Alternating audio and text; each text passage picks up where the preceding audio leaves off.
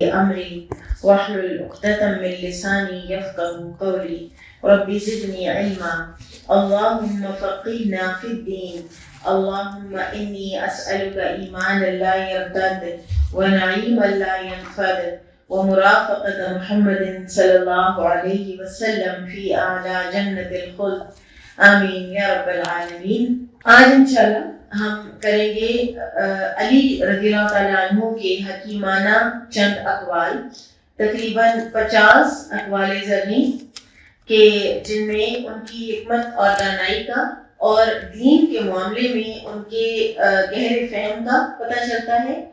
اور پھر ایک اور چیز جو کھل کے سامنے آتی ہے وہ یہ کہ وہ کتنے بڑے ہیومن نیچر کی انڈرسٹینڈنگ رکھنے والی ہستی تھے، ان کو انسانی نفسیات کا کتنا اچھی طرح سے ادراک تھا اور گہرا ادراک تھا کہ کیا کیا چیزیں ہیں جو انسان کی روح کو خراب کرتی ہیں، کون کون سی چیزیں انسان کو ایلیویٹ کرتی ہیں۔ اور ہوتا بھی یہی ہے کہ جس انسان کو جتنی زیادہ قرآن و سنت کی آگاہی اور اس کے مزاج شناسی ہوتی چلی جائے اتنا ہی زیادہ وہ انسانی مزاج کا شناسا ہو جاتا ہے انسان۔ چند ایک حکیمانہ اقوال علی رضی اللہ تعالیٰ عنہ کے فرماتے ہیں، رات کی نماز دن کو چہرے کے بارانک ہونے کا باعث ہے۔ آپ دیکھیے کہ یہ چیز جو ہے یہ ان کی آبزرویشن ہے، یہ تو نہیں کہ کوئی واقعی ہم میں سے ہر ایک پہچان لے کہ فلاں شخص جو ہے وہ رات کی نماز پڑھتا ہے اور فلاں نہیں پڑھتا، لیکن یہ ان کی جو ایک سینسٹیوٹی ہے نا کسی انسان کو پہچاننے میں، وہ پتہ چلتی ہے اس سے۔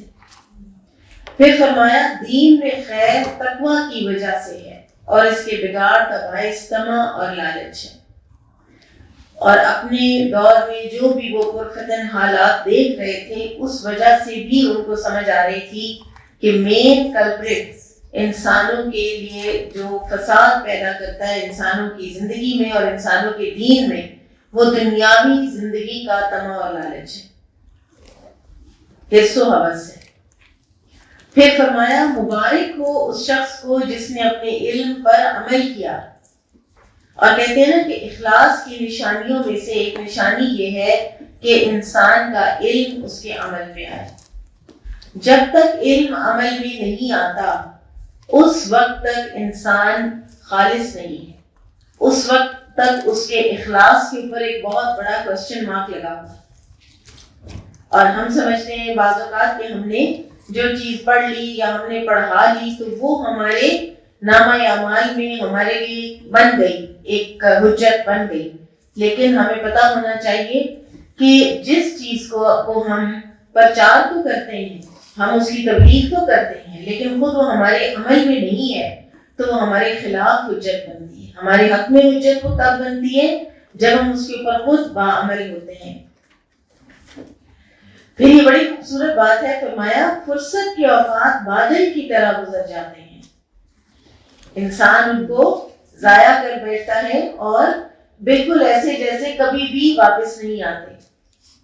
دل کی سختی کا باعث پیٹ بھر کر کھانا ہے، بہت زیادہ کھانا جو ہے وہ انسان کے دل کو سخت کرتا ہے، انسان دوسروں کے حوالے سے انسینسٹیو ہو جاتا ہے، انسان اپنے ہی شکم سیری کے فکروں میں لگا رہتا ہے، مینیو کی فکروں میں لگا رہتا ہے، ریسیپیز کی فکروں میں لگا رہتا ہے، خوب سے خوب تر۔ پیچھے بھی ہم نے پڑھا نا کہ فالودے کو دیکھ کر کس طرح انہوں نے اس ڈش کی خوبصورتی کو ناپسند فرمایا تھا، تو اس کو وہ دل کی سختی کا باعث۔ اور آپ دیکھیے کہ نبی صلی اللہ علیہ وسلم نے بھی فرمایا تھا نا کہ مومن ایک آنکھ سے کھاتا ہے اور کافر 7 آنکھوں سے کھاتا ہے۔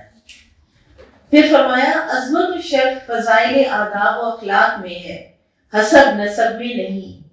آپ کو عظمت و شرف چاہیے، آپ کو کوئی اس دنیا میں عزت چاہیے تو آپ اپنے آداب اور اپنے اخلاق کو درست کریں، اپنے اندر سے نفاق کو اور ریاکاری کو دور کریں۔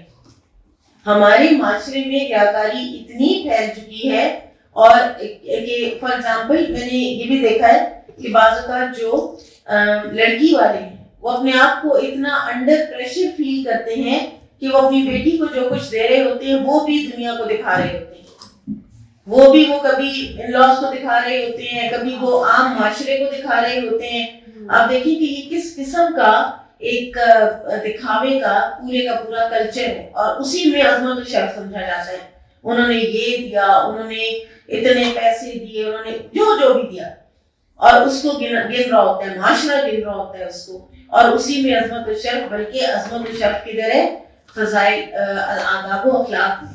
انسان کتنا با ادب ہے، با ادب با نصیب، اور کتنا با اخلاق ہے، یہ ڈٹرمن کرے گا کہ دنیا میں اس کا کتنا عزت و شرف ہے. نبی صلی اللہ علیہ وسلم کی کسی مال و دولت، آپ صلی اللہ علیہ وسلم ایک زمانے میں ایک انتہائی مالدار انسان تھے. کہیں قرآن میں، کہیں حدیث میں آپ صلی اللہ علیہ وسلم کے کسی مال و دولت کا کہیں تذکرہ ملتا ہے کہ کبھی اتنا تھا؟ آپ صلی اللہ علیہ وسلم کی اگر تعریف ہے تو وہ کیا ہے؟ وَإِنَّكَ لَعَلَىٰ خُلُقٍ عَظِيمٍ. آپ صلی اللہ علیہ وسلم اخلاق کے بلند ترین مرتبے پر فائز ہیں. اسی میں عظمت اور اسی میں ہر انسان کا شرف ہے، حسب نسب میں نہیں. اور عموماً دیکھا گیا ہے کہ جب ریاکاری بڑھتی ہے، ہر طرح کا نفاق آتا ہے، انسان کے اندر جھوٹ بھی پیدا ہوتا ہے، پھر انسان غلط بیانی کرتا ہے، پھر انسان گھر سے نکلتے وقت سوچ رہا ہوتا ہے. کئی لوگ ہوتے ہیں جو گھر سے نکل کے سوچ کے نکلتے ہیں کہ فلاں جگہ جانا ہے تو صوفے پر کس کے ساتھ بیٹھنا ہے.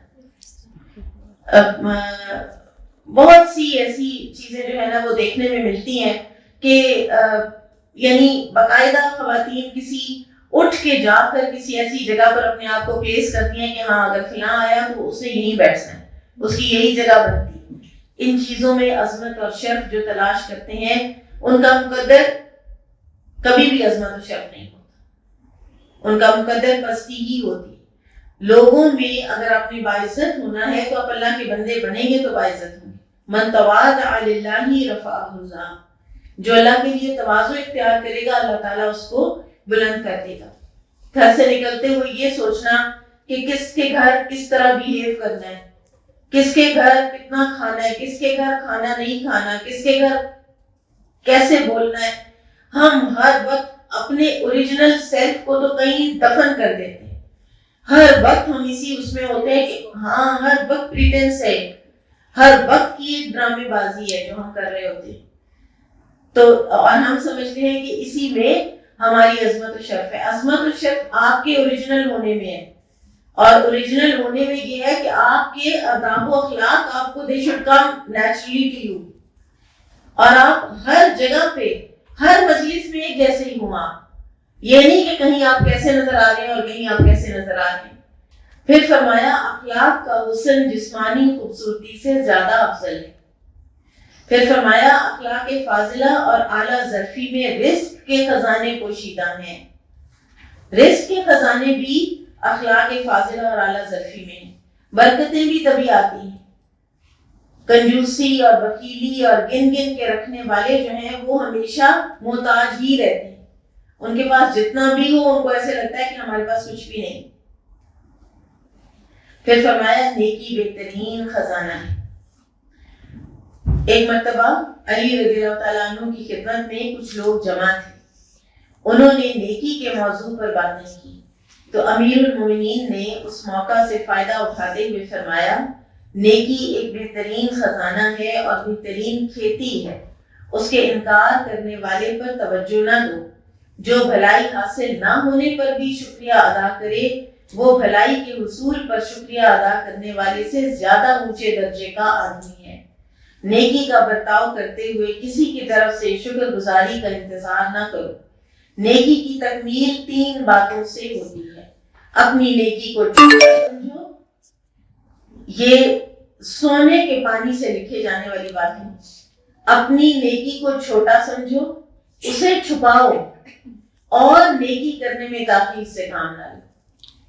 یہاں پر وہ ساری جو ہے نا کہ ہم ایک کسی اسکالر کا یہ کہنا ہے کہ جو لوگ یہ کہتے ہیں نا کہ میں نے اپنے تجربے سے یہ سیکھا ہے، بار بار اپنے کبھی نہ کبھی آپ کسی کو ایجوکیٹ کرنے کے لیے بات کر سکتے ہیں، لیکن بار بار اپنے تجربہ کار ہونے کا تذکرہ کرنا بھی اخلاص کے منافی ہوتا ہے. تو جتنا آپ اپنی نیکی کو چھوٹا سمجھیں گے جتنا آپ اسے چھپائیں گے اور جتنا آپ نیکی کے کام میں جلدی کریں گے، خود بخود اللہ تعالیٰ آپ کی ایک ریپوٹیشن کریٹ کریں گے. اور یہ وہ سچی ناموری ہوتی ہے کہ جو اللہ کی طرف سے ہوتی ہے. آپ کو خود کو اپنی کوئی ناموری کریٹ کرنے کی ضرورت نہیں ہے. جب اسے چھوٹا سمجھو گے یعنی اپنی نیکی کو، تو یہ اس کے عظیم ہونے کی علامت ہوگی. وہ ہے نا کہ آگ کے عذاب سے بچو چاہے کھجور کے آدھے ٹکڑے سے ہی کیوں نہ ہو. تو وہ کھجور کا آدھا ٹکڑا اتنی عظیم نیکی بن جاتا ہے کہ وہ آپ کو آگ کے عذاب سے بچا لیتا ہے.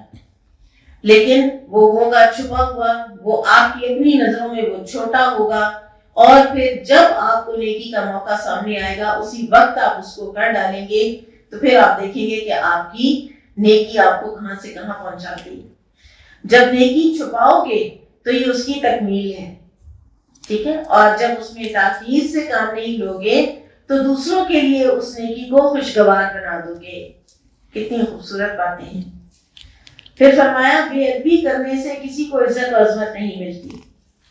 بہت سے لوگ ان کو کوئی اتھارٹی ملے تو اپنی اتھارٹی کا یوز سب سے پہلا یہ سمجھتے ہیں کہ ہم نے اب باقی سب کو سبارڈینیٹس کو، چاہے وہ کسی بھی جگہ کے ہیں، کسی ادارے کے ہیں، کسی بڑے ادارے کے ہیں، نیشنل انٹرنیشنل ہر لیول، کہ ان کی تو گردن کے اوپر پاؤں نہ رکھا تو بات نہیں بنے گی.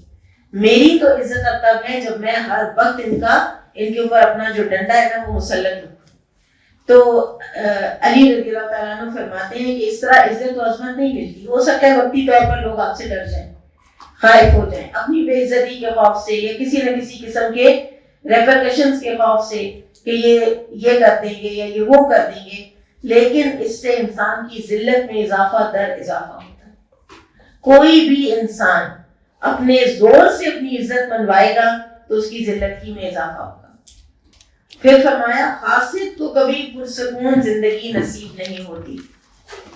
ہر وقت جلتا پڑتا رہتا ہے، اپنے آپ کو ایک آگ میں جلاتا رہتا ہے، تو پرسکون کیسے ہو سکتا ہے. اچھا پھر فرمایا حاسد اس پر غضبناک ہے جس کا کوئی گناہ نہیں. اس کا صرف گناہ یہ ہے کہ اللہ تعالیٰ نے اس کو ایک نعمت دی بس. اور پھر حاسد کیا کرتا ہے، اپنے آپ کو بھی مشکل میں ڈالتا ہے اور غضبناک رہتا ہے اس کے اوپر کہ جس کو یہ پتا بھی نہیں ہے کہ وہ مجھ پر غضبناک ہے اور اس کا تو کوئی گناہ بھی نہیں. پھر فرمایا باغیوں کے لیے سب سے بڑے حاکم کی طرف سے ہلاکت ہے. سب سے بڑا حاکم اللہ تعالیٰ. پھر فرمایا جو کسی پر بغاوت کی تلوار سونپے گا خود اسی سے قتل ہوگا. ظلم کی ابتدا کرنے والے کے ہاتھ ہی میں نصیحت کا سامان ہے. یہ اللہ تعالیٰ کے اس ارشاد سے محفوظ ہے وَيَوْمَ يَعْضُ الظَّالِمُ عَلَىٰ يَدَيْهِ.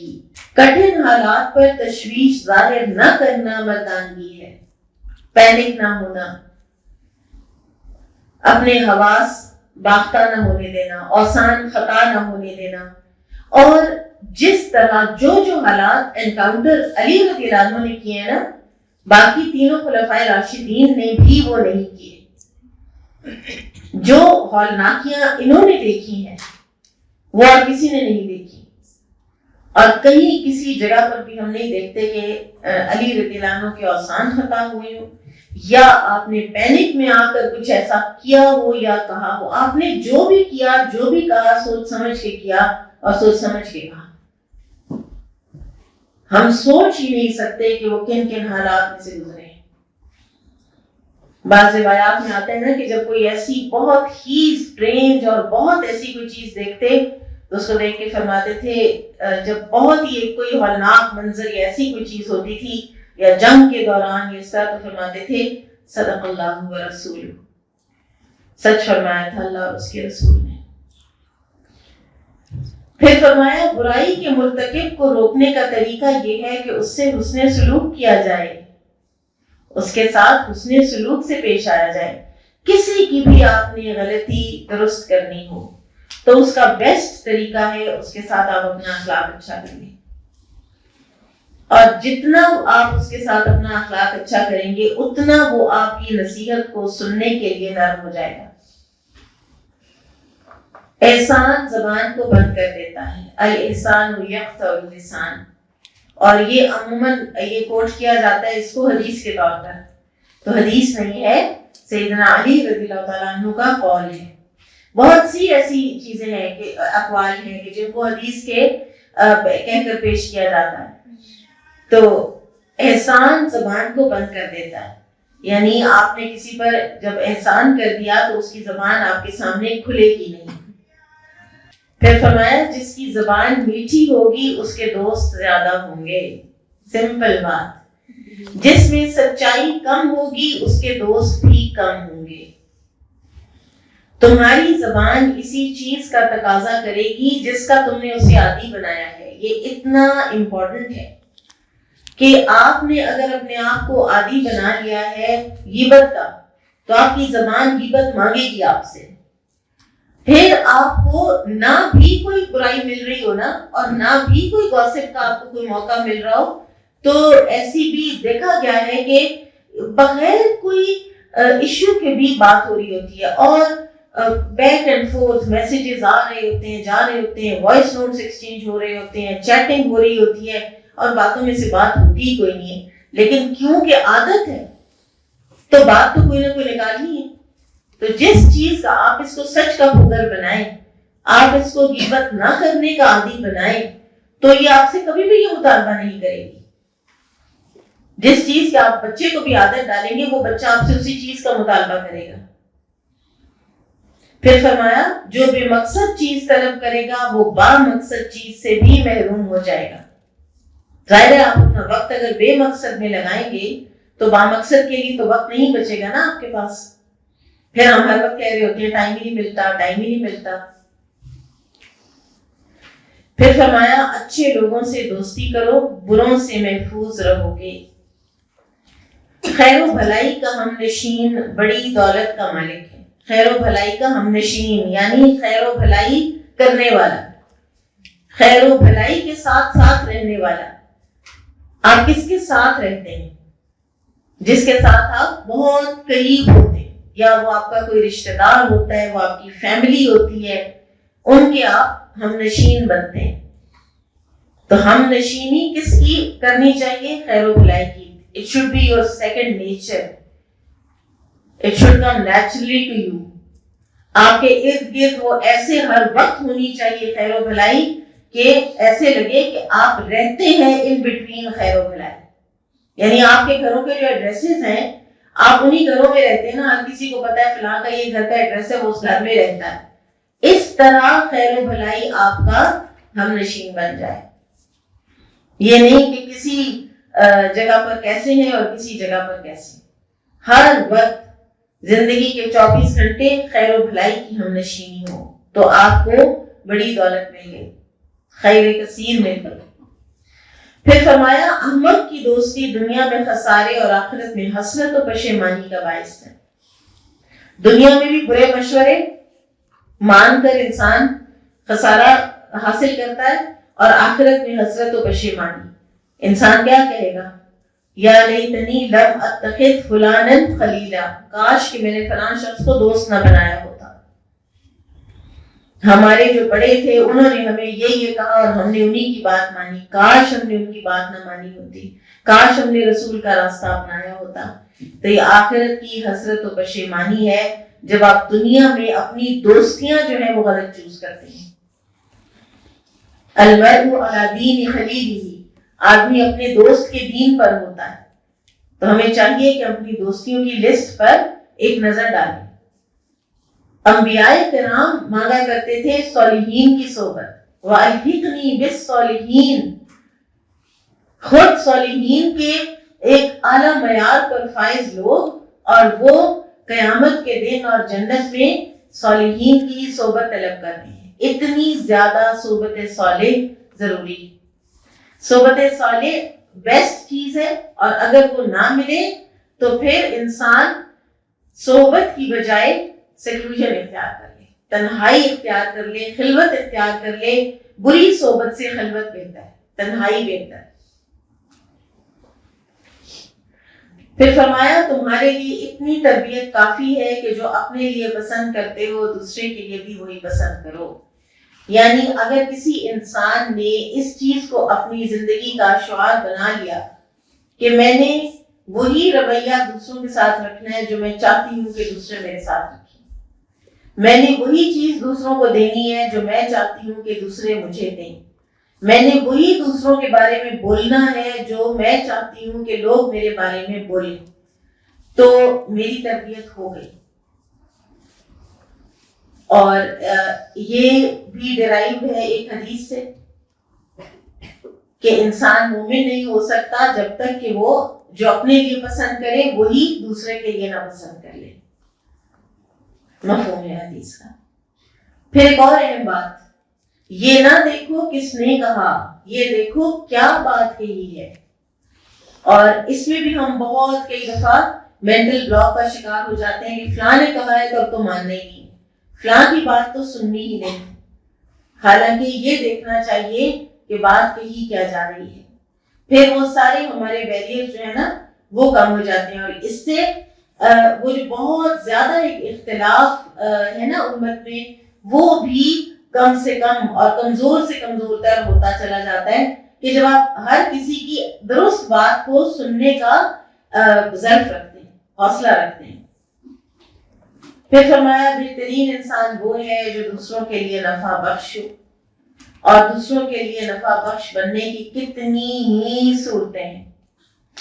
آپ علم نافع پھیلائیں، آپ لوگوں کے لیے سوشل ویلفیئر کے جتنے بھی کام ہیں جو لوگوں کی ضروریات زندگی کو پورا کرتے ہیں، جو کسی سے ایک مشکل دور کر دیتے ہیں، ایک سٹریس دور کر دیتے ہیں، کوئی ٹراما دور کر دیتے ہیں، تو ایسے انسان بہترین انسان ہے۔ پھر فرمایا آدمی کی شخصیت اس کی زبان کے پیچھے پوشیدہ ہے۔ آپ کی گفتگو میں الفاظ کیسے ہیں، کہ آپ گالی گلوچ کرتے ہیں یا آپ شائستہ گفتگو کرتے ہیں، یا یہ کہ آپ غیبت اور جھوٹ اور چغلخوری کرتے پھر رہے ہیں، اور یا آپ بالکل صاف گو ہیں۔ یا ایک اور چیز جو خواتین میں بہت ایک نظر آتی ہے عام طور پر، وہ ہے ڈبل میننگ والی بات کرنا، گھما پھرا کے بات کرنا، سیدھی بات نہ کرنا، ایسے اور کسی دوسرے کو آؤٹ آف کانٹیکسٹ کوٹ کر دینا۔ یہ سب چیزیں جو ہے نا یہ اخلاق کے منافی ہے، یہ اسلامی اخلاق نہیں ہے۔ اس طرح کی شاطرانہ جو انداز ہیں اور دوسرے کو یا ایک سیدھے سادے بھولے بھالے مومن کو کسی نہ کسی دھوکے کا شکار کرنے کی کوشش کرنا، یہ سب چیزیں انسان کی شخصیت پر اس کے ڈارکر جو پہلو ہے اس کی طرف اشارہ کرتی ہیں۔ تو انسان کو صاف وہ ہونا چاہیے، اور دوسرا انسان جو اس کی بات سن رہا ہے اس کو یہ تسلی ہونی چاہیے کہ جو یہ کہہ رہے ہیں ان کے دل میں بھی وہی ہے۔ ایسا نہ ہو کہ ہم ان لوگوں میں شامل ہو جائیں کہ ہم جو کہہ رہے ہیں تو لوگ یہی سوچتے رہیں کہ اچھا کہہ تو نہیں ہے لیکن پتہ نہیں ان کے دل میں اس وقت کیا چل رہا ہے۔ تو آدمی کی شخصیت اس کی زبان کے پیچھے پوشیدہ ہے۔ پھر فرمایا زبان ایک ترازو ہے، اس میں جہالت بے وزن اور عقل مندی کا پلڑا بھاری ہے۔ جہالت بالکل بے وزن ہوتی ہے زبان کے ترازو میں، اور عقل مندی کا پلڑا بھاری ہے۔ آپ دانائی کی بات کریں گے تو دانائی کی بات تو 2 یا 3 الفاظ میں، آپ دیکھیں نبی صلی اللہ علیہ وسلم کی حدیث کو حکمت کہا گیا نا، وَيُعَلِّمُهُمُ الْكِتَابَ وَالْحِکْمَةَ۔ تو حکمت کیا ہے؟ اِنَّمَا الْأَعْمَالُ بِالنِّيَّاتِ۔ کتنی حکیمانہ بات، 3 الفاظ ہیں صرف، اور محدثین اس کی شرح لکھتے نہیں تھکتے۔ حدیث کی ہر کتاب اس سے شروع ہو رہی ہوتی ہے۔ ہر کوئی کام کرنے سے پہلے انسان کہتے ہیں اپنی نیت کو خالص کریں ہم، اس لیے کہ اعمال کا دار و مدار نیتوں پر ہے۔ عقل مند آدمی کو بہت لمبی تقریریں اور بہت لمبے واضح نصیحت کرنے کی بھی ضرورت نہیں ہوتی، اس کی بات سمپل اور شارٹ ہوتی، جیسا نبی صلی اللہ علیہ وسلم جوامع الکلم تھے۔ اور جہالت چاہے کتنی لمبی تقریروں پر مبنی ہو، بے وزن ہوتی ہے۔ پھر فرمایا تمہارا حقیقی دوست یا بھائی وہ ہے جو مصیبت میں کام آئے۔ پھر فرمایا ہر شخص کی قدر و قیمت اس کے علم و ہنر سے متعین ہوتی ہے۔ شریف آدمی جب بھوکا ہو اور کمینہ آدمی جب سیر شکم ہو تو ان دونوں سے بچو۔ شریف آدمی بھوکا ہو تو وہ اپنی شرافت کو بالائے طاق رکھ سکتا ہے، وہ ایسے کام کر سکتا ہے کہ جو شرافت کے منافی ہوں گے، اور کمینہ آدمی شکم سیر ہے تو اس کے شر سے بھی بچو۔ نفس خواہشات کی تکمیل کا طلبگار ہے، کھیل تماشے کی طرف راغب ہے، برائی کے لیے برانگیختہ کرنے والا ہے، گناہوں کا خواہش مند ہے، راحت کا آرزو مند اور عمل سے متنفر ہے۔ اگر اسے مجبور کرو گے تو اسے تھکا دو گے، اور اگر اسے بیکار چھوڑ دو گے تو اسے ضائع کر دو گے، لہذا میانہ روی اختیار کرو۔ اگر ایک ایکسٹریم پہ جائیں گے نا، چاہے نیکی کے ایکسٹریم پہ جائیں گے تو بھی اس کو کنٹینیو نہیں کر سکیں گے، اور اگر اس کو بالکل بے لگام چھوڑ کر ایک اور ایکسٹریم پر چلے جائیں گے تو بھی ہلاکت کے گڑھے میں جا گریں گے۔ تو لہذا میانہ روی ہمارا جو دین ہے، خیر الاموری اوسطھا کا دین ہے کہ بہترین کام وہ ہے کہ جو میانہ روی میں رہتے ہوئے کیے جائیں، جس طرح روزہ ہے، نماز ہے، حج ہے، زکوٰۃ ہے، ہر چیز انتہائی میانہ روی کی حامل ہے۔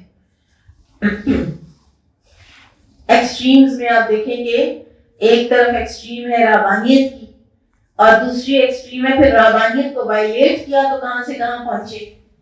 وہ جو ایک بک ہے ہسٹری آف کرسچن موناسٹریز، اس سے پتہ چلتا ہے کہ وہاں پر کتنے گھناؤنے جرائم ہوئے تھے۔ تو اس لیے ہمارا دین جو ہے وہ میانہ روی کی تعلیم دیتا ہے۔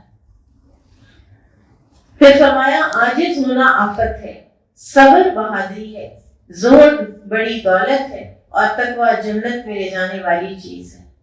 عاجز ہونا آفت ہے، یہاں پر وہ عاجزی جس کو تواضع، جس کو ایک جو ایک پریز وردی چیز ہے، وہ یہاں پر مراد نہیں ہے۔ یہاں وہ کمزوری مراد ہے کہ آپ کسی کے سامنے کچھ بول نہ سکیں، آپ کچھ اپنے آپ کو سیلف ایک جو پٹی اور ایک ورتھ لیسنس کی جو ایک فیلنگ ہے وہ آپ کے اندر ڈیولپ ہوتی چلی جائے، یہ آفت ہے آپ کے لیے۔ آپ کسی بھی چیز کو کر ہی نہ سکیں، آپ کسی بھی چیز کو پایا تکمیل تک نہ پہنچا سکیں، آپ ہر وقت یہ سمجھیں کہ میں تو کر ہی نہیں سکتی۔ اس کو ہم بزدلی ہاں کہہ سکتے ہیں، ایک ایسپیکٹ اس کا بزدلی کہ کسی دشمن کے سامنے بزدلی، لیکن ویسے انسان کا اپنے اندر کوئی اتنی مضبوطی ہی نہ پانا کہ اپنے آپ کو کسی بھی کام کے اہل سمجھنا، یہ باقاعدہ ایک نفسیاتی بیماری ہوتی ہے، اس کی باقاعدہ سائیکو تھراپیز کی جاتی ہے۔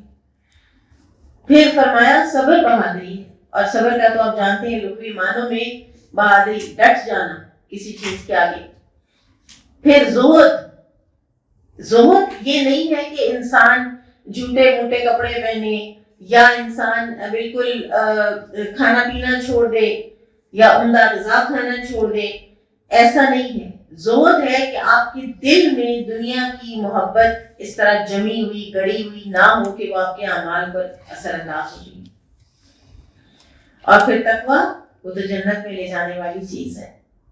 پھر فرمایا اللہ نے تمہیں آزاد بنایا ہے، اس لیے کسی کی غلامی اختیار نہ کرو، کسی کی غلامی اختیار نہ کرو، نہ نفس کی غلامی، اور نہ ہی آپ دیکھیں کہ امریکہ کا یہ جو سلیوز والا کلچر تھا سارا، جب انہوں نے افریقہ سے شپس یہ لوگ وہاں پر یہ جال باقاعدہ ٹریپس بچھاتے تھے، اس کے اندر یہ اپنے جنگلوں میں کام کرتے ہوئے یہ بلیک افریکنز جو ہیں یہ ان جالوں کے اندر پھنستے اور ان کو گھسیٹ کے پھر یہ لے جاتے اور پھر آ کے امریکہ کی منڈیوں میں ان کو بیچا گیا، اور ان کے ساتھ انتہائی غیر انسانی سلوک کیا گیا، اور وہ باز گشت ابھی کتنے 100 سال بعد بھی آج بھی سنائی دیتی ہے۔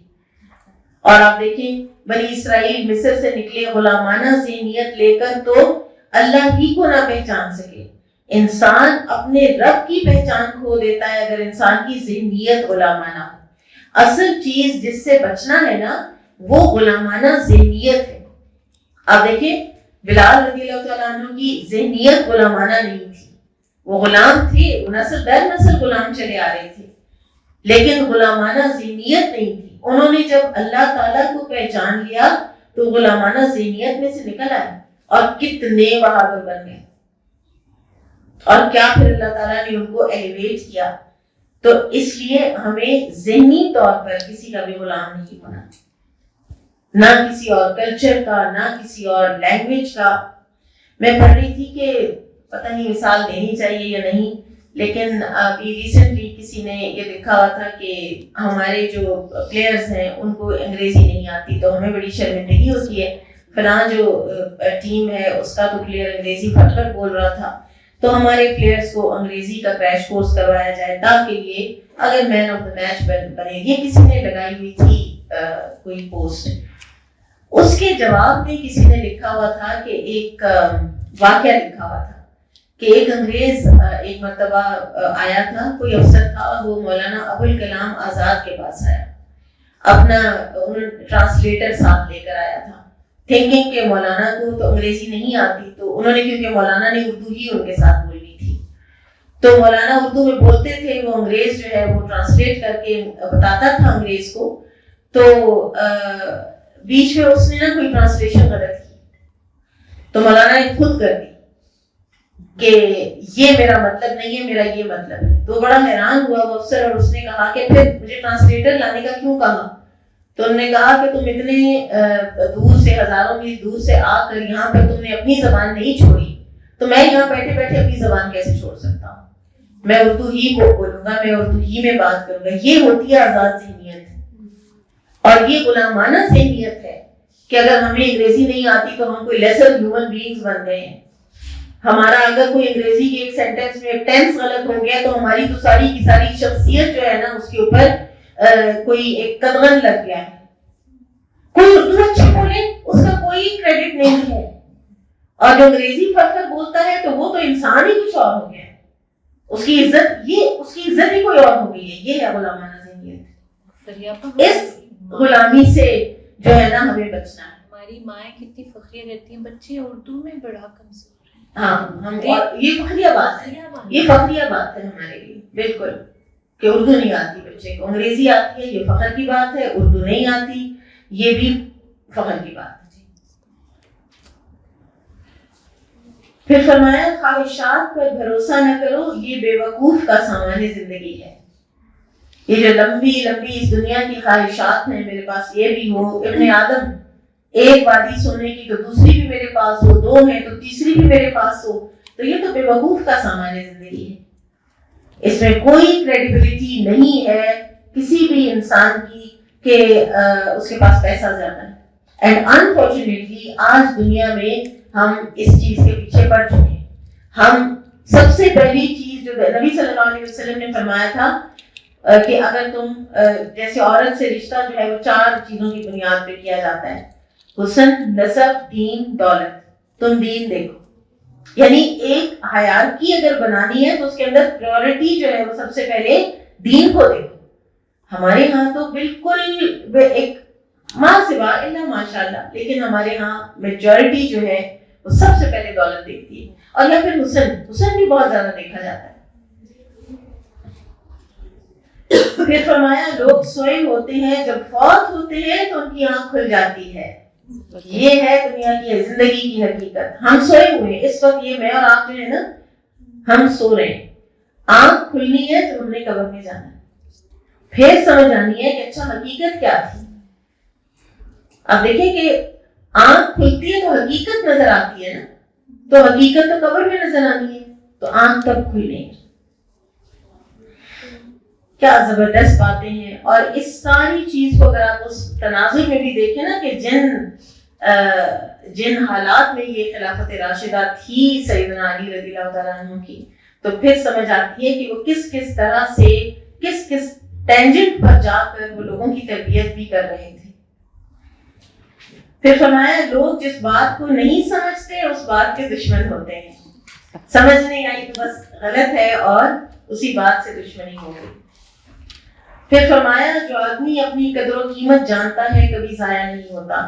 یہ جب میں پڑھ رہی تھی یہ اتنی اہم بات ہے، اور یہ آج جو پازیٹیو سائیکالوجی ہے اس کا باقاعدہ پورا ایک یہ ٹاپک ہے پرائڈ، کہ انسان کے اندر کہتے ہیں کہ ہاٹینس اور ایروگینس جو ہے وہ ایک الگ چیز ہے، وہ نیگیٹو بات ہے، لیکن انسان کے اندر ایک پرائڈ ہونی چاہیے کہ ہاں یہ میں کر سکتا ہوں، میری اتنی قدر و قیمت ہے یہ، اور اپنا ایک وقار، اپنی ایک گریس قائم رکھنا اور اپنے آپ کو کبھی ہلکا نہ پڑنے دینا.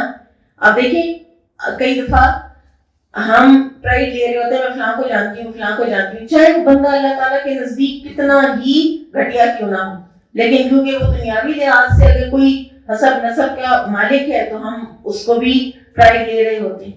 لیکن حقیقت یہ ہے کہ انسان کو بغیر تکبر کے اپنی قدر و قیمت آنی چاہیے. آپ دیکھیں کہ زبیر بن عوام رضی اللہ تعالیٰ عنہ نے فتح خیبر کے دن بعد میں جب ان کو کسی نے کہا نا کہ آج تو آپ کی تلوار خوب چلی، تو انہوں نے کہا تھا تلوار نہیں تھی، یہ کندھے تھے. اٹ واز دا آرم، تلوار نہیں تھی. ان کو یہ نہیں کہ انہوں نے کوئی تکبر کیا ہے نعوذ باللہ، یا انہوں نے کوئی خود پسندی کی ہے، لیکن ان کو پتا تھا کہ مجھے کہ اللہ تعالیٰ نے اہلیت دی ہوئی ہے، اور اس اہلیت کو جب اللہ کے لیے استعمال کرتے تھے تو پھر خوب کرتے تھے. اور اس طرح کی کئی مثالیں آپ کو صحابہ کرام کی زندگی میں سے ملتی ہیں. پھر فرمایا بسا اوقات ایک لفظ کا بولنا تم سے نعمت چھین لینے کا سبب بن جاتا ہے. کوئی ناشکری کا کلمہ، کوئی ایسی بات جو انسان کہہ جاتا ہے اور انسان کی نعمت چھن جاتی ہے. اللہ معاف کر دے، کیونکہ ناشکری سے نعمتیں چھنتی ہیں. آداب و اخلاق کی حیثیت نت نئے لباس جیسی ہے، اور سوچ صاف شفاف آئینہ ہے. آپ کی جتنی سوچ پازیٹیو ہوگی اتنا ہی آپ کا وہ آئینہ جو ہے وہ بالکل صاف شفاف ہوگا. اور پھر صاف شفاف آئینے میں کیا ہوتا ہے، آپ کو ہر چیز بالکل درست نظر آتی. اور آداب و اخلاق تو نت نئے لباس جیسے ہیں. نت نیا لباس کیا کرتا ہے، آپ کو روزانہ آپ کو خوبصورت بناتا ہے، روزانہ آپ کو تر و تازہ اور فریش بنا دیتا ہے. پھر فرمایا غربت عقل مند کو اپنی دلیل پیش کرنے سے روک کر گونگا بنا دیتی ہے، اور غریب اپنے شہر میں بھی اجنبی ہوتا ہے، یہ بھی ہو جاتا ہے. تو لہٰذا اپنی جو اپنا کوئی کیریئر بنانا، کوئی حلال آمدنی کے لیے کوشش کرنا، ایفرٹ کرنا، یہ بھی ضروری ہوتا ہے، کیونکہ فائنینشیل انڈیپینڈنس انسان کو کانفیڈنس دیتی ہے. پھر فرمایا یہ بہت اہم ہے، جب دنیا کسی کے پاس آ جاتی ہے تو دوسروں کی خوبیاں بھی اسے دے دیتی ہے، اور جب دنیا اس سے منہ پھیر لیتی ہے تو اس کی ذاتی خوبیاں بھی اس سے چھین لیتی ہے. یعنی یہ دنیا کا دستور ہے. پھر فرمایا قلوب کی دل جمعی کا سامان کرو، ان کے لیے دانائی کے نوادرات کی تلاش میں رہو، وہ بھی اسی طرح اکتا جاتے ہیں جس طرح انسانی بدن بیزار ہو جاتے ہیں. دلوں کو آپ نے نت نئی کوئی نہ کوئی چیز دیتے رہنا ہے. اب آپ کیا دیتے ہیں، دانائی کے نوادرات، یونیک باتیں، اسلاف کی باتیں، اسلاف کے اقوال، احادیث، یہ جو ہم پڑھتے ہیں. دلوں کو اس کا خوگر بنائیں، کیونکہ دل اکتاہٹ کا شکار ہو جاتے ہیں. تو نئی نئی چیزیں بھی ہونی چاہیے، اسٹریٹجیز چینج ہونی چاہیے. بعض اوقات ہوتا ہے نا کہ وہ اسی ایک ہی طریقے کی مناٹنی سے انسان کہتا ہے کہ کوئی اور طریقہ ہو، اور ایک دم کوئی اور طریقے سے وہی چیز پڑھائی جائے تو کتنا انسان اس کو انجوائے ایک دم کرنے لگ جاتا ہے. چہرے کی بشاشت عطیہ ربانی ہے، یہ بھی اللہ کی طرف سے ہے کہ وہ چہرہ فریش ہو، تر و تازہ ہو. پھر فرمایا قدرت رکھتے ہوئے کسی غلطی کے مرتکب کو معاف کر دینا اس قدرت پر اللہ کا شکر ادا کرنے کے مترادف ہے، کہ جو اللہ تعالیٰ نے آپ کو اتھارٹی دی، جب آپ نے اس کو مس یوز نہیں کیا، یا اگر مس یوز نہیں بھی آپ حق پر تھے اور آپ یوز کر سکتے تھے اور آپ نے پھر نہیں یوز کیا، تو یہ دراصل آپ نے اس اتھارٹی کے ہونے کا شکریہ ادا کیا ہے. آپ دیکھیں سوچ کا انداز ہی چینج کر دیا. ہم کیا سمجھتے ہیں، میرا حق ہے، میں حق پر ہوں اور میرے پاس اتھارٹی بھی ہے. اب اگر میں نے اتھارٹی استعمال نہ کی، اب اگر میں نے بدلہ نہ لیا، میں نے فلاں جواب کے بات کے جواب میں یہ بات نہ کہی، تو لوگ تو مجھے کمزور سمجھیں گے، لوگ تو میرے ساتھ زیادتیوں کی انتہا کر دیں گے. جبکہ یہ شکر ہے. آپ اس کو جب شکر سمجھیں گے نا تو آپ اس کو اور سے اور کرنا شروع کر دیں گے. جب آپ اس کو کمزوری سمجھیں گے تو پھر آپ کبھی بھی نہیں کر سکیں گے اس کو. پھر فرمایا معذرت کا ارادہ گناہ یاد دلانے کے مترادف ہے. کیا مطلب؟ بار بار یعنی کسی کو یہ کہنا کہ فلاں بات پہ تم نے معذرت کی تھی تو دراصل آپ اس کو ظاہر ہے کہ اس کا گناہ یاد کروا رہے ہیں. بلیغ ترین نصیحت مردوں کو دیکھنا اور قبروں کی زیارت کرنا ہے تاکہ تمہیں اپنا انجام یاد رہے. موت کی یاد دلوں کی پالش کا ذریعہ ہے. یہ ہے امیر المومنین علی رضی اللہ تعالیٰ عنہ کے حکیمانہ اقوال. اقوال کیا ہیں بلکہ سنہرے موتیوں کی لڑی ہیں. اور ہم نے دیکھا کہ کتنے چھوٹے چھوٹے جملے ہیں مگر معنی کے لحاظ سے کتنے عظیم الشان ہیں. اور در حقیقت ان الفاظ میں ان کی زندگی کے تجربات کا نچوڑ ہے. ساری آبزرویشن ہے جن جن چیزوں میں سے وہ گزرے ہیں اور ان کے معنی بڑے عظیم اور روشن ہیں. اور جس معاشرے میں انہوں نے زندگی بسر کی اس میں اور اس کے بعد کے معاشروں اور پھر آج تک ان الفاظ کے اثرات جاری ہیں. پھر کچھ اور خیالات بڑے خوبصورت بڑے پاکیزہ سیدنا علی رضی اللہ تعالیٰ عنہ کے نیکی کے میدان کے بارے میں یا نیکی کے بارے میں. جب علی رضی اللہ عنہ سے پوچھا گیا تو فرمایا کہ سب سے عظیم لوگ کون ہوتے ہیں؟ جب وہ نیکی کرتے ہیں تو خوشی محسوس کرتے ہیں، بھولے چوکے برائی کر لیں تو استغفار کرتے ہیں. یعنی ڈٹائی کے ساتھ اور ڈیفائنس کے ساتھ برائی تو وہ کرتے ہی نہیں ہیں، لیکن ظاہر ہے کہ انسان خطا کا پتلا ہے، اس سے گناہ تو ہوتے ہی ہوتے ہیں، تو پھر وہ فوری طور پہ استغفار کرتے ہیں. کوئی آزمائش آتی ہے تو صبر کرتے ہیں اور جب انہیں غصہ آتا ہے تو معاف کر دیتے ہیں. یہ لوگ عظیم ترین لوگوں میں سے ہوتے ہیں. مزید فرمایا اللہ کے کچھ بندے ایسے ہیں جیسے انہوں نے اہل جنت کو جنت کی دائمی زندگی میں چلتے پھرتے دیکھا ہے، یعنی ان کا یقین اتنا پختہ ہے، اور اہل جہنم کو عذاب میں مبتلا پایا ہے. برائیوں سے بہت دور ان کے دل غمزدہ تھے، ان کے نفوس پاک دامن تھے، ان کی ضروریات معمولی تھیں. انہوں نے اس فنا پذیر دنیا کے قلیل ایام میں صبر سے کام لیا تاکہ آخرت میں لازوال راحت و آرام کی زندگی سے سرشار ہو سکیں. تم ایسے لوگوں کو رات کے وقت دیکھو تو ان کے رخساروں پر آنسو بہتے پاؤ گے، اپنے رب سے جہنم سے آزادی مانگ رہے ہوں گے. دن کے اوقات میں یہ عالم فاضل اور حلیم الطبع لوگ تقویٰ کی راہ پر گامزن ہوتے ہیں.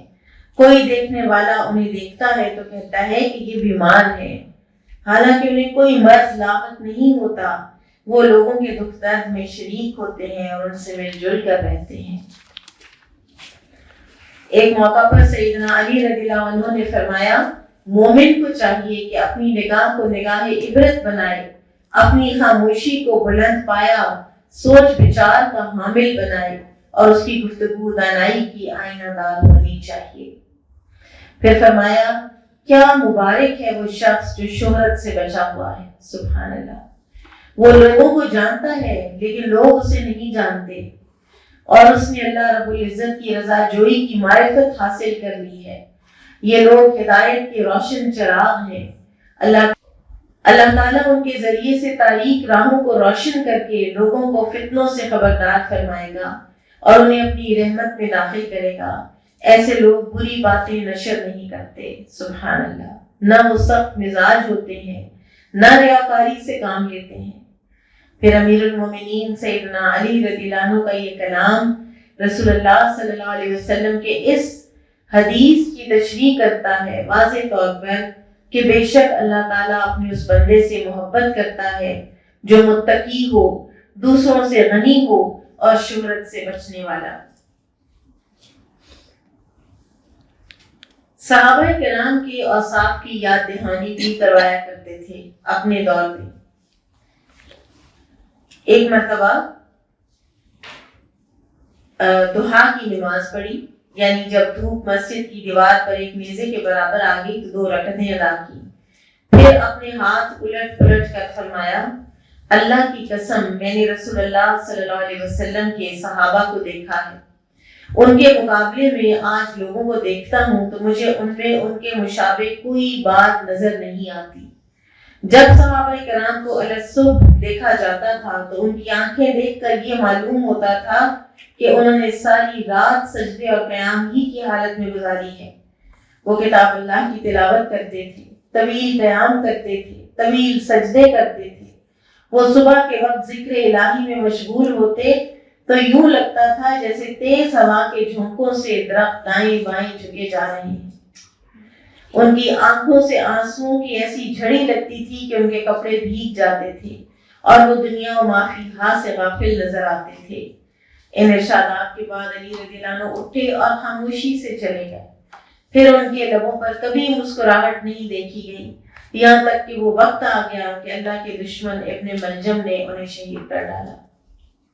یعنی اپنے ساتھیوں کو یاد کرتے تھے towards the end of his life, اور ان کے طریقہ زندگی کو یاد کرتے تھے۔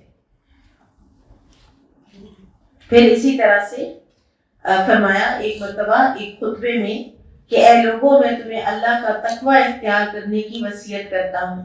مسلمان کے لیے افضل کام یہ ہے کہ وہ ایمان میں محکم ہو، راہ حق میں جہاد اور کلمہ اخلاص کی پاسداری کرے، یہ عین فطرت اسلام ہے۔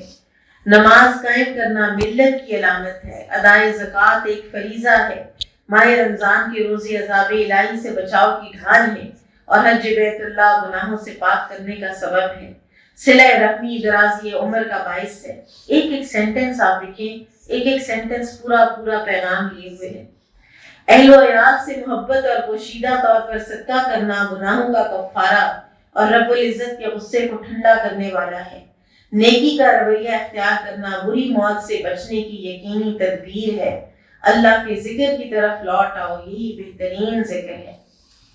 مریض کی عیادت کے بارے میں سویر بن ابی فاختہ اپنے والد سے روایت کرتے ہیں کہ انہوں نے بتایا کہ ایک دن علی رضی اللہ عنہ نے میرا ہاتھ پکڑا اور فرمایا آؤ حسن کی طرف چلیں، ہم اس کی عیادت کریں گے۔ ہم وہاں پہنچے تو ہم نے دیکھا کہ ابو موسیٰ رضی اللہ عنہ بھی موجود ہیں۔ علی رضی اللہ عنہ نے ان سے پوچھا کہ آپ بیمار کرسی کرنے آئے ہیں یا محض ملنے کے ارادے سے؟ انہوں نے کہا میں عیادت کے لیے آیا ہوں۔ تو علی رضی اللہ عنہ نے فرمایا میں نے رسول اکرم صلی اللہ علیہ وسلم سے سنا، آپ فرما رہے تھے کہ جو مسلمان کسی مسلمان بھائی کی صبح کے وقت عیادت کرتا ہے شام تک 70,000 فرشتے اس کے لیے رحمت و بخشش کی دعا کرتے ہیں۔ اگر وہ شام کو عیادت کرے تو صبح تک 70,000 فرشتے اس کے لیے اللہ کی رحمت و بخشش کی دعا کرتے ہیں۔ ترمذی کی حدیث ہے۔ پھر صاحبزادے کی خطابت سننے کی تمنا تھی، کیونکہ خطیب وہ خود بھی بہت بڑے تھے، ان کے بیٹے بھی خطیب تھے اور ان کی بیٹی سیدہ زینب خاص طور پر بہت بڑی خطیب تھی۔ ایک دن علی رضی اللہ عنہ نے اپنے صاحبزادے حسن رضی اللہ عنہ سے فرمایا میرے بیٹے میں چاہتا ہوں کہ تمہیں خطاب کرتے ہوئے سنوں۔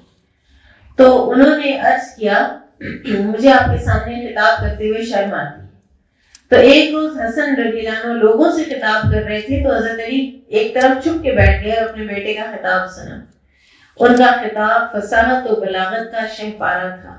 خطاب سننے کے بعد علی رضی اللہ عنہ نے قرآن کریم کی یہ آیت پڑھی ذریۃ بعضھا من بعض واللہ سمیع علیم۔ اللہ کرے کہ ہم بھی اپنی کسی اولاد کے بارے میں پہلے تو اپنے اندر کوئی ایسی چیز پیدا کریں جو ہم چاہیں کہ ایک ہماری لیگیسی ہو اور ہماری اولاد اس کو آگے لے کر چلے اور ہمارے لیے صدقہ جاریہ بنے، اور پھر ہم بھی یہ کہہ سکیں۔ اسی طرح عامر بن مرہ ابو البختری سے روایت ہے، کہتے ہیں کہ ایک آدمی علی رضی اللہ عنہ کی خدمت میں آیا، اس نے ان کی تعریف کی، منہ پہ تعریف کی، تو علی رضی اللہ عنہ نے فرمایا میں ایسا نہیں جیسا تم کہہ رہے ہو، اور میں اس چیز سے بالا تر ہوں جو تمہارے دل میں ہے۔ یعنی اس کو بتا دیا کہ جو تمہارے دل میں ہے وہ تم زبان سے نہیں کہہ رہے، یہ تم میری تعریف کر رہے ہو یہ محض زبان سے کر رہے ہو، اور تمہارے دل میں جو میرے بارے میں نیگیٹو بات ہے میں اس سے بالا تر ہوں۔ کیا زبردست بات۔ خواہشات کی پیروی پر انتباہ۔ امیر المومنین علی رضی اللہ عنہ فرماتے ہیں اپنے آپ پر خواہشات نفس کی حکمرانی سے بچو، یہ نہایت قابل مذمت عمل ہے، اس کا انجام بہت برا ہوگا۔ اگر تم دیکھو کہ تنبیہ اور ڈرانے کے باوجود نفس نہیں مان رہا تو اسے امید اور رغبت سے رام کرو۔ جب ترغیب اور تنبیہ دونوں اکٹھے ہو جاتی ہیں، یعنی پیار سے اور ڈانٹ کر دونوں اکٹھے ہو جاتے ہیں، تو نفس اللہ کی اطاعت کی طرف راغب ہو جاتا ہے۔ اپنے آپ کو پیار سے بھی سمجھائیں اور اپنے آپ کی ڈانٹ ڈپٹ بھی کریں۔ کبھی ڈانٹے اپنے آپ کو؟ جیسے حضرت عمر ڈانٹتے تھے، کیسا ڈانٹتے تھے اپنے آپ کو؟ بار بار۔ تو اپنے آپ کو ڈانٹنا چاہیے، اور اگر انسان دیکھے تو پھر بہت سی چیزیں نظر آ جاتی ہیں اپنے آپ کو سختی سے سمجھانے کی۔ پھر اسی طرح فرمایا کہ دوسرے مسلمان بھائی کے لیے خوشی کا سامان کرنے سے بخشش اور مغفرت ملتی ہے۔ آپ کسی کے چہرے پر مسکراہٹ بکھیر دیں، آپ کا کوئی عمل، آپ کا کوئی اخلاق، آپ کا کوئی جسچر، تو یہ آپ کی بخشش اور مغفرت کا باعث بنتا ہے۔ ہر جو تعلیم ہے نا اسلام کی، وہ آپ کو پازیٹیو کرتی ہے اس سینس میں کہ آپ کے اندر سے ریاکاری بھی نکال دیتی ہے، آپ کے اندر سے احسان جتانا، آپ نے کسی کے لیے کسی کے ساتھ کوئی نیکی کر ہی دی ہے، کسی کی خوشی کا کوئی سامان کر ہی دیا ہے، تو یہ تو آپ کی بخشش کا باعث بنا ہے، آپ دوسرے پر کس بات کا احسان جتا رہے ہیں۔ پھر فرمایا کہ مشکل ترین اعمال 3 ہیں۔ ایک یہ کہ دوسرے کو اس کا حق دیا جائے، نہیں دے پاتے لوگ، نہیں دے پاتے لوگ۔ بڑے بڑے دین کے سمجھنے والے بھی بعض اوقات یہ غلطی کر بیٹھتے ہیں، وراثت میں غلطی کر بیٹھتے ہیں۔ دوسرا یہ کہ ہر حال میں اللہ کا ذکر کیا جائے، یہ بھی مشکل کام ہے، اور نبی صلی اللہ علیہ وسلم کیا کرتے تھے، کان یذکر اللہ علی کل احیانہ، سیدہ عائشہ فرماتی ہر حال میں اللہ کا ذکر کیا کرتے تھے۔ اور تیسرا یہ کہ مال کے ذریعے دوسروں کی غمخواری اور امداد کی جائے، یہ بھی کم لوگ کر پاتے ہیں کہ اپنا مال نکالیں تاکہ دوسرے کی غمخواری ہو سکے۔ ہمارا جو زوال کا زمانہ ہے، ہم زکوٰۃ بھی دینے سے قاصر ہو جاتے ہیں۔ ہمارا دل کرتا ہے، بہت سے ایسے سوالات آتے ہیں، اور سوال کی نوعیت یہ ہوتی ہے کہ زکوٰۃ جو ہے نا، ایک سوال تھا، کیا زکوٰۃ کے پیسوں سے عقیقہ کیا جا سکتا ہے؟ یعنی ہر خانے میں ایک ہی اس جو ہے نا 10,000 روپیہ، اسی کو زکوٰۃ میں فٹ کر دو، اسی کو عقیقہ میں فٹ کر دو۔ اور اسی طرح کے اکثر سوال آتے ہیں، اور آپ دیکھیں کہ زکوٰۃ کا سوال کرتا کون ہے؟ جس کے پاس مال ہوتا ہے، اس کے پاس اتنا ہے کہ اس کی زکوٰۃ نکلتی ہے، تو پھر وہ اتنا بخیل ہوا پڑا ہے کہ اس کا دل کرتا ہے کہ ایک ہی پیسہ جو ہے نا وہ ہر طرف پورا پڑ جائے۔ پھر فکر و عمل کی خطرناک بیماریوں سے بچنے کا حکم دیا کرتے تھے، فرماتے تھے گناہوں سے بچو، گناہ ہر مصیبت کی جڑ ہے۔ اس دنیا میں معصیت کی سزا یہ ہے کہ عبادت میں کوتاہی اور کمزوری سے معیشت میں تنگی اور لذت میں کمی آ جاتی ہے۔ آپ اگر نافرمان ہیں اللہ کے تو آپ کی عبادت میں کوتاہی آ جائے گی۔ اپنی عبادت پر ذرا نظر دوڑائیے، آپ کی نمازیں کیسی ہیں، آپ کے روزے کیسے ہیں، آپ کا حج و عمرہ کیسا ہے، آپ کی زکوٰۃ کی ادائیگی کیسی ہے، اور پھر فرض کے بعد، واجبات کے بعد آپ نوافل میں کہاں سٹینڈ کرتے ہیں۔ ہر کوئی اپنے آپ کو خود جج کرے، اس سے پتہ چلے گا کہ زندگی میں اللہ کی نافرمانی کتنی ہے اور کتنی نہیں ہے۔ کیونکہ آپ دیکھیں کہ آپ کسی سالن میں ڈھیروں نمک ڈال دیں، اب وہ نمک نے سالن کڑوا کر دیا، اب آپ اس کے اندر جتنی بھی چینی ڈالیں، وہ نمک کے اثرات اپنی جگہ موجود رہیں گے۔ تو یہ جو معصیت کے اثرات ہیں، یہ آپ کی نیکیوں کو بھی وہ کر دیتے ہیں، گدلا کر دیتے ہیں۔ پوچھا گیا کہ لذت میں کمی سے کیا مراد ہے؟ فرمایا کہ وہ شہوات اور خواہشات جو حلال ہیں ان میں تکبر اور گدلاہٹ آ جاتی ہے۔ انسان حلال کو بھی انجوائے کرنے کے قابل نہیں رہتا جب انسان معصیت کا، نافرمانی کا خوگر ہو جاتا ہے۔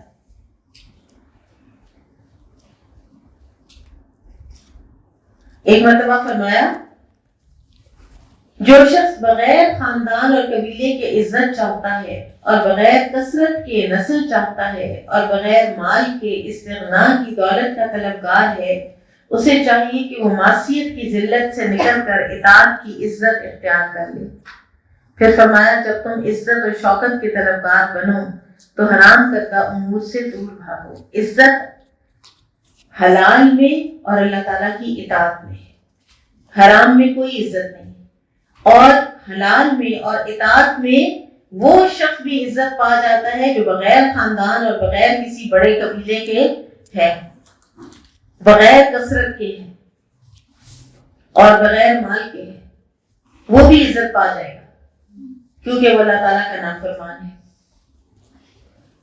ایک مرتبہ کوفہ کی جامع مسجد میں خطبہ ارشاد فرمایا، اللہ تعالیٰ کی حمد و ثنا کے بعد فرمایا اے لوگوں سب سے خوفناک چیز جس کی وجہ سے میں تمہارے بارے میں ڈرتا ہوں وہ لمبی امید اور خواہشات کی پیروی ہے۔ لمبی امیدیں آخرت کو بھلا دیتی ہیں، راہ خواہشات کی پیروی کا معاملہ تو یہ راہ حق سے روک دینے کا سبب بن جاتا ہے۔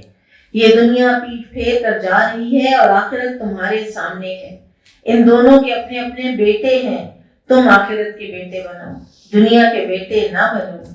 آج عمل کا وقت ہے، حساب نہیں ہے، اور کل حساب ہوگا، عمل کا وقت نہیں ہوگا۔ ریاکاری کے بارے میں فرماتے تھے خیر و بھلائی کا کوئی کام ریاکاری سے نہ کرو اور نہ ہی شرم کی بنیاد پر خیر و بھلائی کو چھوڑو۔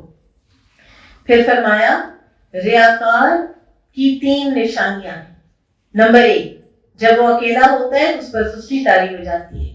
اب اکیلے ہو کے اس نے نیکی کر کے کرنا کیا ہے؟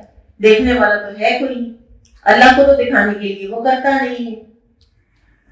جب لوگوں کے درمیان ہوتا ہے تو بڑا چاقو چوبند نظر آتا ہے، اور جب اس کی تعریف کی جائے تو اس کی کارکردگی میں اضافہ ہو جاتا ہے۔ یہ بہت ڈینجرس بات ہے۔ ایک فار ایگزامپل ایک ادارے کا کوئی سربراہ ہے تو اس کو ضرور چاہیے کہ کسی کا اچھا کام دیکھے تو احسن تھی، بہت اچھا کام، بہت اچھا کیا۔ لیکن اگر کوئی نہیں کہتا، اگر کوئی اپریشیٹ نہیں کرتا کسی وجہ سے کسی جگہ پر، چاہے وہ اس کے مزاج کی بات ہے، چاہے وہ کسی حکمت کے تحت ایسا کر رہا ہے، تو آپ کے کام میں کمی نہیں آنی چاہیے، وہ چلتا رہنا چاہیے، وہ ویسے کا ویسا چلتا رہنا چاہیے۔ آپ اللہ کے لیے کر رہے ہیں، اس انسان کے لیے تو نہیں کر رہے۔ اور جب اس کی مذمت کا کوئی پہلو سامنے آئے تو اس کی کارگزاری گھٹ جاتی ہے، اور شرن اس کو شرک اصغر کہتے ہیں، ریاکاری کو۔ نبی صلی اللہ علیہ وسلم نے فرمایا تھا کہ سب سے زیادہ خوفناک چیز جس سے میں تمہارے بارے میں ڈرتا ہوں وہ شرک اصغر ہے۔ پھر اسی طرح سے غرور اور خود پسندی کے حوالے سے علی رضی اللہ تعالیٰ عنہ فرماتے ہیں خود پسندی عقل کے لیے آفت کا باعث ہے۔ یہ اتنا کاری زہر ہے، یہ پوائزن ہے۔ اور آپ دیکھیے تکبر ہی سے خود پسندی بھی آتی ہے نا۔ کیوں فرمایا گیا ہے کہ رائی کے دانے کے برابر کے تکبر والا بھی جنت میں نہیں جائے گا، یا ابتداءً جنت میں نہیں جائے گا، اپنے اس گناہ کی سزا بھگتے گا، پھر نکلے گا، کب نکلے گا اللہ جانتا ہے۔ اس لیے کہ وہ جو رائی کے دانے کے برابر بھی اس کی مقدار ہے نا، وہ انف ہے، وہ کافی ہے آپ کے اعمال کو بگاڑنے کے لیے، آپ کے سارے دل کو زہر آلود کرنے کے لیے، آپ کی ساری سوچ جو ہے نا اس میں خناس بننے کے لیے۔ کوئی رائی کے دانے کے برابر کا تکبر، رائی کے دانے کے برابر کی خود پسندی ہو کافی۔ تو یہ سب سے بڑی ہلاکت ہے۔ انسان خود پسند ہوتا ہے، انسان کو ہر دوسرا انسان غلط لگتا ہے، اس کو ہر دوسرا انسان گھٹیا لگتا ہے، ہر دوسرا انسان اس کو کیڑے مکوڑوں جیسا لگتا ہے۔ وہ جو جی چاہتا ہے، جب جی چاہتا ہے، جس کی جی چاہتا ہے، عزت کو پامال کرتا ہے۔ تو انسان اپنے اعمال برباد کر لیتا ہے۔ یہ ایسے ہی نہیں ہے، یہ سوچنے کی بات ہے کہ صرف رائی کے دانے کے برابر کا تکبر اور جہنم، اتنا لمبا جہنم کا عرصہ، تو اس کی وجہ یہ ہے کہ اتنا سا تکبر کافی ہے آپ کے اعمال کو بگاڑنے کی۔ عبداللہ بن مبارک رحمہ اللہ فرماتے ہیں خود پسندی اور غرور یہ ہے کہ تم اپنے آپ کو وہ کچھ سمجھو تو جو در حقیقت تم ہو ہی نہیں، تمہارے اندر وہ چیز ہے ہی نہیں۔ یہ اینڈ ہوئی ہمارے پچھلے 2 سے 3 لیکچرز جو ہیں وہ اسی پر چل رہے تھے، سیدنا علی رضی اللہ تعالیٰ عنہ کے حکیمانہ اقوال، کچھ ایسے واقعات کہ جن سے بہت کچھ سیکھنے کو ملتا ہے۔ تو انشاءاللہ نیکسٹ ویک ہم اب جو ہوئے ہیں، جو فتنے اور جو آزمائشیں آئی ہیں حضرت علی رضی اللہ تعالیٰ عنہ کے زمانہ خلافت میں، جنگ جمل اور جنگ صفین اور آپ رضی اللہ تعالیٰ عنہ کی شہادت، اس کے بارے میں پڑھیں گے۔ بارک اللہ فیکم، سبحانک اللہم و بحمدک، اشہد ان لا الہ الا انت، استغفرک و اتوب الیک۔ السلام علیکم و رحمۃ اللہ وبرکاتہ۔